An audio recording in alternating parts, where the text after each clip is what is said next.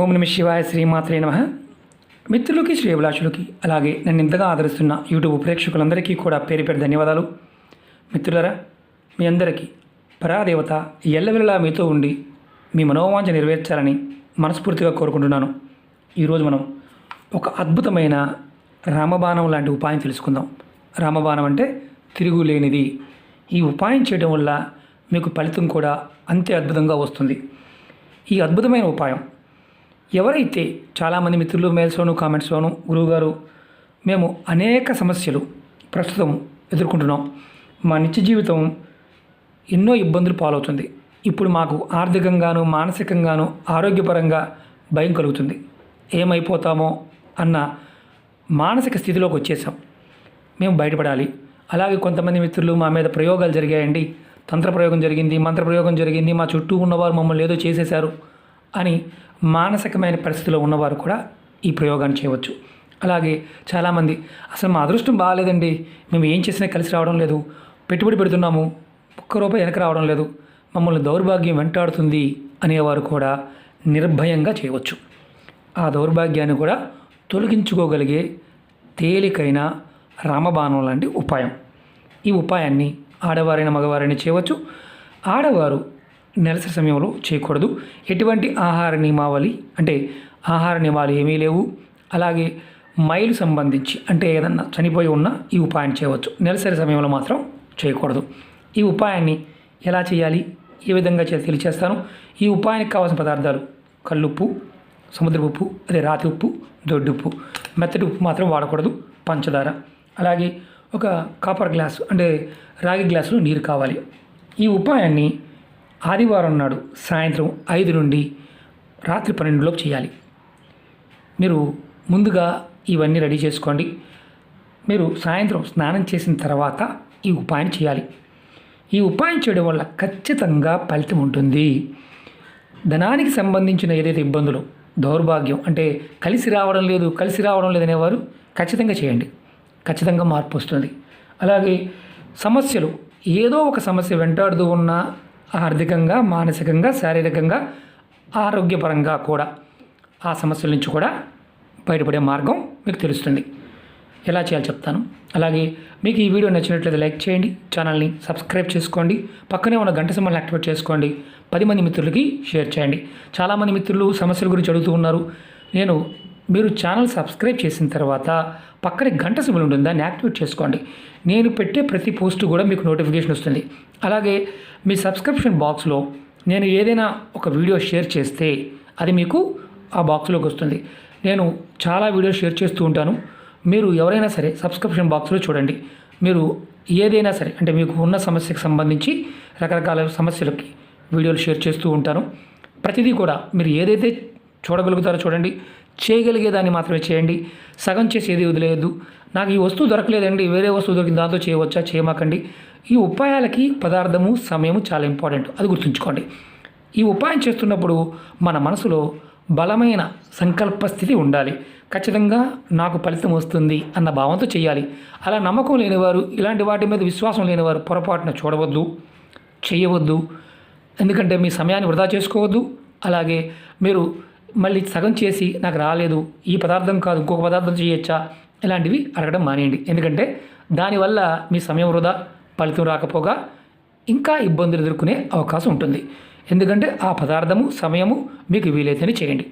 మీరు ఈ ఉపాయాన్ని ఆదివారం సాయంత్రం 5 నుండి 12 లోపు చేయాలి. ఏదైనా ఒక బౌల్ తీసుకోండి. దానిలో మీరు సమానంగా ఉప్పు, పంచదారని, నేను 1 స్పూను పంచదార వేశాను, 1 స్పూను ఉప్పు వేశాను. దీన్ని మీరు ఒక బౌల్ తీసుకోండి. ఇది ఏదైనా ప్లాస్టిక్ అయినా స్టీల్ అయినా ఏదైనా పర్వాలేదు. తర్వాత మీరు కుడి చేతితో దీన్ని కలపండి. కలిపిన తర్వాత మీరు ఏదైనా ఒక గదిలో, మీ ఇంట్లో ఒక గదిలో మీ ముఖం ఉత్తరం వైపు పెట్టి కూర్చుండి. కుర్చీలో కూర్చోవచ్చు, మంచం మీద మాత్రం కూర్చోకూడదు. ఏదైనా గదిలో మీ ముఖం ఉత్తరం వైపు ఉండాలి. మీ ముందు ఒక రాగి గ్లాసులో, కాపర్ గ్లాసులో నీరు తీసుకొని ఎదురుగా పెట్టుకోండి. మీరు కింద ఒక క్లాత్ వేసుకోవచ్చు, కుర్చీలో అయినా కూర్చోవచ్చు, కిందైనా కూర్చోవచ్చు. మీ ముఖం మాత్రం ఖచ్చితంగా ఉత్తరం వైపు ఉండాలి.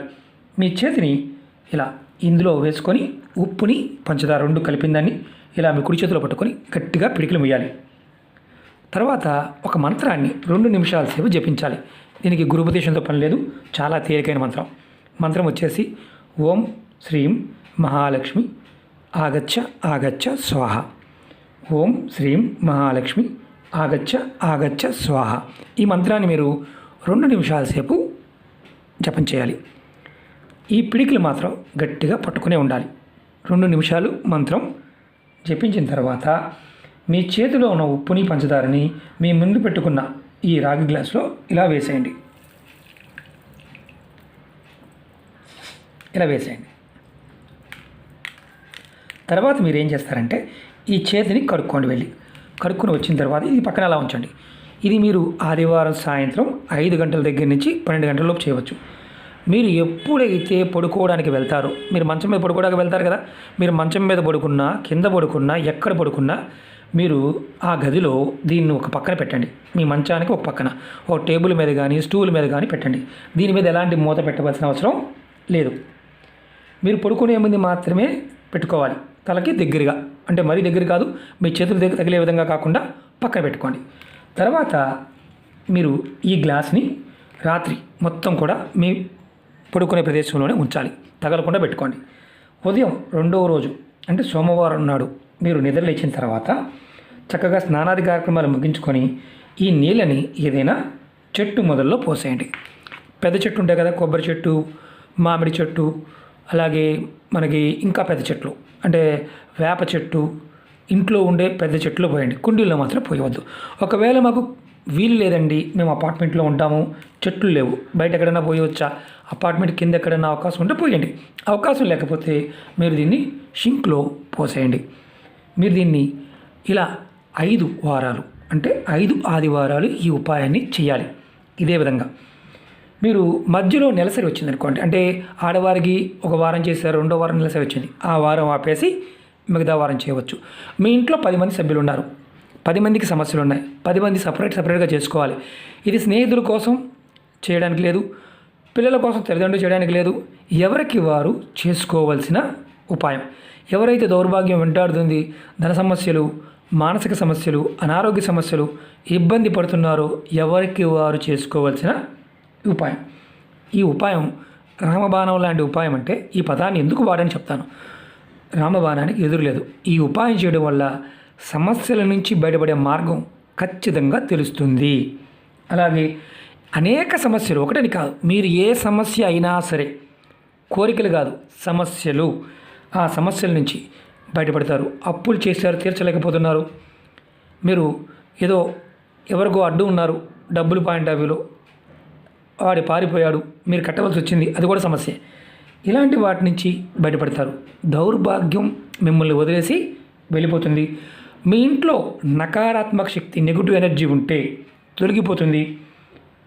ఆర్థిక కష్టాలు తగ్గిపోతాయి. అదృష్టం మీతో పాటు ఉంటుంది. ఇది మీరు 5 వారాలు చేస్తే. మీరు 3 వారాలు చేసామండి అవ్వలేదు, ఎలాంటి ఉపయోగం ఉండదు. తర్వాత అయినా సరే మీరు కంటిన్యూగా మీరు చేయవచ్చు. ఆడవారికి మాత్రమే. మగవారు ఏదన్నా మధ్యలో ఆటంకం వచ్చింది చేయలేదు, మళ్ళీ 5 వారాలు చేయాల్సిందే. ఇది మాత్రం గుర్తుంచుకోండి. కంటిన్యూ 5 వారాలు చేయాలి. మిత్రులారా,